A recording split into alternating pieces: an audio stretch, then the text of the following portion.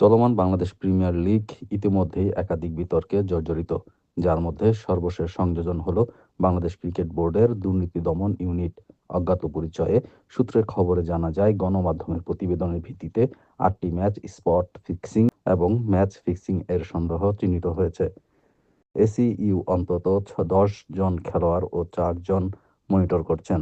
১০ জন ক্রিকেটারের মধ্যে ৬ জন বাংলাদেশ জাতীয় দলের প্রতিনিধিত্ব করছেন, ২ জন বয়সভিত্তিক পর্যায়ে বাংলাদেশি খেলোয়াড় এবং ২ জন বিদেশি ক্রিকেটার। এর মধ্যে দুর্বার রাজশাহী ও ঢাকা ক্যাপিটালসের সবচেয়ে বেশি ১২টি, রেড ফ্ল্যাগ সিলেট স্ট্রাইকারের ৬টি এবং চট্টগ্রাম কিংসের ২টি রয়েছে।